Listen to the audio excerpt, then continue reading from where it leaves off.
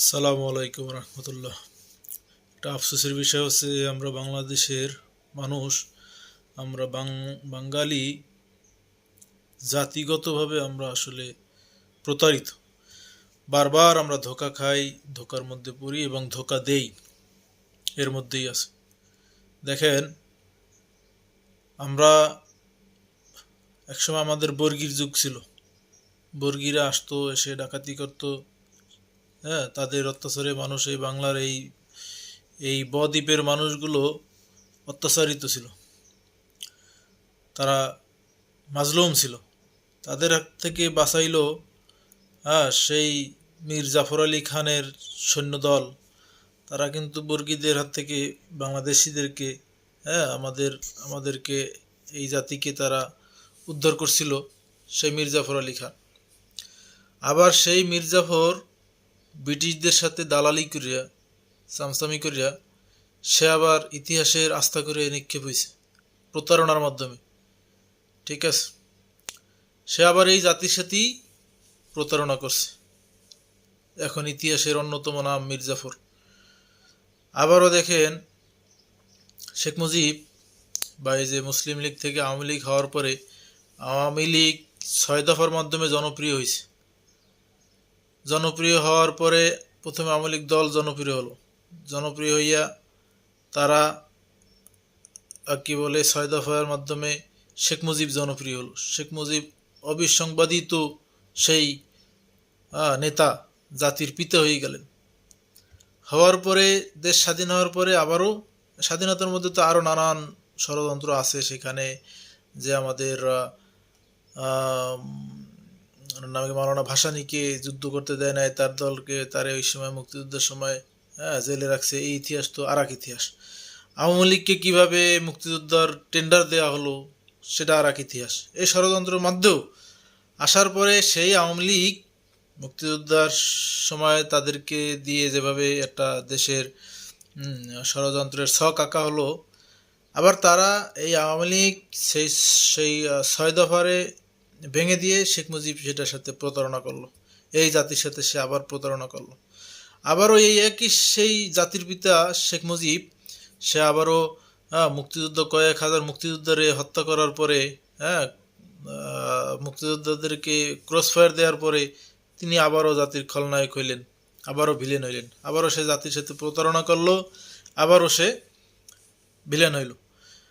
আবারও জিয়াউর রহমান আসলো, একজন অবিসংবাদিত নেতা, মুক্তিযোদ্ধা, সরাসরি মুক্তিযুদ্ধের সাথে সম্পৃক্ত ছিলেন। তিনি এসে আবারও সেই মুক্তিযোদ্ধাদেরকে হত্যা করলেন, সৈনিকদেরকে হত্যা করলেন। তার সেই মুক্তিযোদ্ধা, তার সহকর্মী সেক্টর কমান্ডার কর্নেল তাহেরকে হত্যা করলেন, সেই সাথে আরও কয়েকজন রে। এই যে একটা ইতিহাস।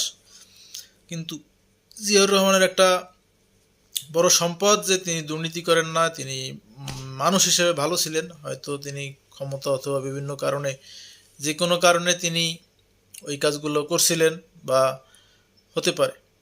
আবারও তিনি আমাদের বাংলাদেশি জাতিদের সাথে সেই মানুষের দ্বারাই তিনি আবার শহীদ হলেন। তাকে আবার শেষ করা হলো। আবার বিএনপি আসলো, বিএনপি তৈরি হলো। খালেদা জিয়া যেভাবেই চালাইতেছে ভালো কথা। আবার এখন তারা আবার সেই ভারতীয় প্রেসক্রিপশনে চলে, তাদের মদতে, তাদের উপরে তারা ভিনদেশিদের মদতপুষ্ট হয়ে রাজনীতি করতে চায়। এই যে একটা প্রতারণা চলতেছে এখনো। তো জামাতেরও অতীতে ইতিহাসে ভুল আছে, হয়তো তারা স্বীকার করুক বা না করুক, তবু আমরা ইসলামের স্বার্থে তাদেরকে সম্মান করি, ভালোবাসি এবং তাদেরকে সাপোর্ট করি। এখনো পর্যন্ত আমরা চাই যে জামাত ইসলাম সহ আরো অন্যান্য যে সমস্ত ইসলামিক দল আছে তাদের মাধ্যমে অন্ততপক্ষে বাংলাদেশে ইসলাম প্রতিষ্ঠিত হোক, কোরআন প্রতিষ্ঠিত হোক, সেটাই আমরা আশা করি। তো এখন এই যে প্রতারণার মধ্যে আমরা পড়ি, এর জ্বলন্ত আর এক প্রমাণ হচ্ছে এই যে হামিদ রাষ্ট্রপতি সাবেক, তিনি যে পালিয়ে গেলেন, তিনি তো আওয়ামী লীগের ঘনিষ্ঠ লোক, সুবিধাভোগী এবং সবকিছুই। তার পুত্ররা আওয়ামী লীগের এমপি হয়েছেন সেই অবৈধ ক্ষমতা বলে। আবার তার শ্যালক একজন বিএনপির লোক, আবার আর এক শ্যালক জামাত ইসলামের মনোনয়ন প্রাপ্ত হয়েছেন। তো তাহলে আমরা এখন আমাদের মনে দাগ কাটে না যে তার ওই শ্যালক সে ঘুটু করে তাকে দেশ থেকে পালাতে দিছে, তার কূটনৈতিক পাসপোর্ট, তার যে কূটনৈতিক পাসপোর্ট যেটা সেটা পর্যন্ত বাতিল হয়নি।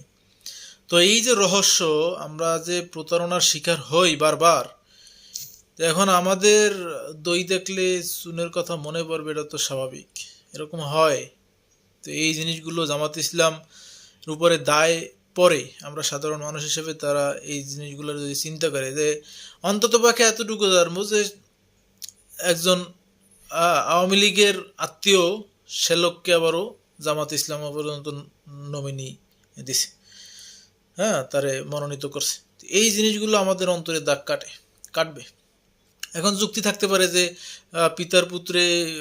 পিতার দোষে পুত্র দায়ী নয়, পুত্রর দোষে পিতা দায়ী নয়, সেটা ঠিক আছে।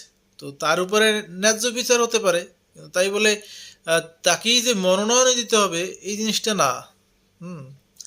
তো তার রাজনৈতিক অঙ্গনটা তো আর একটা দৃশ্যপট, ঠিক আছে না? তো সেই জায়গা থেকে হয়তোবা জামাতের কেন্দ্রীয় কমিটি এটা চিন্তা করা উচিত ছিল যে হামিদ সাহেবের শ্যালকরে ওই কিশোরগঞ্জে মনোনয়ন দেওয়াটা ঠিক হচ্ছে কি না, হবে কি না, এটা জনগণের তারে, আমরা তো সবাই ইসলামের স্বার্থে কাজ করি, তো ইসলামের বৃহত্তর স্বার্থে যদি এই চিন্তাটা করা যেত কিনা সেটা তারা বুঝবেন। আমি হয়তো আমার স্বল্প জ্ঞানে মনে করি যে জামাত এই ধরনের কার্যকলাপ থেকে বদনাম যোগাচ্ছে এবং এটা খুবই অসহনীয় হবে।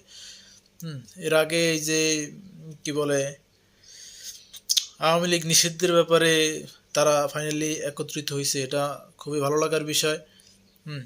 এর আগে বিচারের বেলায় আমির সাহেব যা বলছেন, যাই হোক, সেখান থেকে যেটা হয়েছে। তারপরে দেখেন কি বলে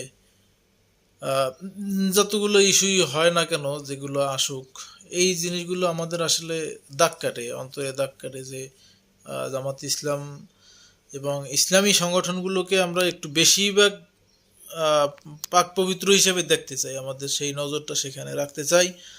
হ্যাঁ, বিএনপি দোষ করলে সেটা এইভাবে এত এফেক্টিভ হবে না, আওয়ামী লীগ দোষ করলে সেটা এফেক্টিভ হবে না, কারণ আওয়ামী লীগের নামই তো গু পায়খানা, ঠিক আছে? তো সেই জায়গা থেকে ইসলামিক সংগঠনগুলো, ইসলামিক দলগুলো খুব সতর্কতার সাথে চলা উচিত, চলতে হয়। আমার মতন সাধারণ জ্ঞানের মানুষদেরা এই দল চালানো উচিত না এবং মতামত অনুযায়ী চলা উচিত না। তারা নিশ্চয়ই ভালো বুঝেন। আমি শুধুমাত্র আমার ব্যক্তিগত অনুমান মতামত বললাম, কিন্তু করতে হবে আশা করি, কারণ ইসলামের বিজয়, সেই স্বর্ণযুগ, খিলাফতের যুগ, তা তো আর আসবে না, কিন্তু আমাদের লক্ষ্য তো সেখানে, আমাদের অনুসরণের জায়গা সেখানে, অনুকরণের জায়গা সেখানে। হ্যাঁ, আমরা দেখছি যে ইসলামের সেই আব্বাসীয় যুগ কিভাবে তৈরি হয়েছিল, উমাইয়ার যুগ কিভাবে তৈরি হয়েছিল, ইসলামের ধ্বংস কিভাবে হয়েছে। ধ্বংস তো হয় না, ইসলামের যে দুর্বলতাগুলো কোথায় কোথায় আসছে। হ্যাঁ, ইউরোপ বিজয়ের পরে সেই শান শওকত পেয়ে যে কিভাবে মুসলমানরা দুর্বল হয়েছে, ইমানি দুর্বলতা কিভাবে তৈরি হয়েছে, এই জিনিসগুলো আমাদের ইতিহাসে আছে। সেখান থেকে আমাদেরকে শিক্ষা নিতে হবে, নিয়ে সাবধান হতে হবে। হ্যাঁ, ইনশাআল্লাহ অন্ততপক্ষে জামাত যেন সেই মুনাফিকদের কাতারে না পড়ে, আমরা সেই দোয়া করি। আল্লাহ তাআলা সেই হেফাজত করুক এবং কর্তৃপক্ষ উচ্চ নেতাবর্গরা যেন সেই দিকে লক্ষ্য রাখে।